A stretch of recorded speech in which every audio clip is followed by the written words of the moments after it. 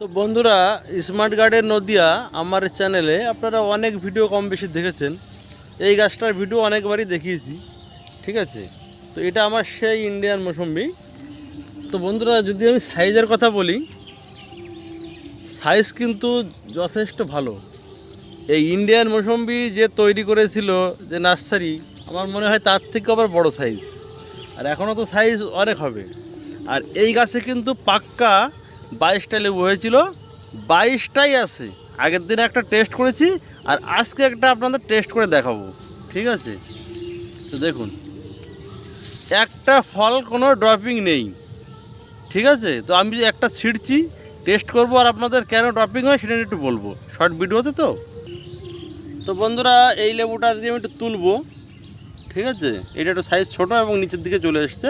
এবার কেটে দেখাবো আপনাদের। তো বন্ধুরা, আজকে কিন্তু আগস্টের 3 তারিখ, ঠিক আছে। আগস্টের আজকে এই ভুল বললাম, আগস্টের আজকে 20 তারিখ। এটা কিন্তু ডিসেম্বর পর্যন্ত রস রাখা যায়। তো রস দেখাই,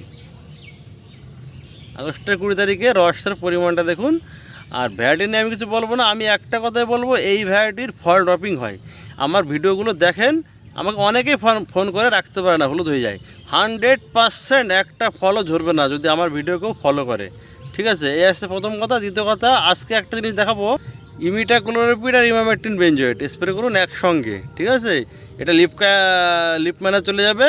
সিনজেন্টার অ্যালিকা স্প্রে করুন ফল ছিদ্রকারী পোকার হাত থেকে আপনি রেহাই পাওয়ার জন্যে। নমস্কার, দেখা হচ্ছে অন্য ভিডিওতে।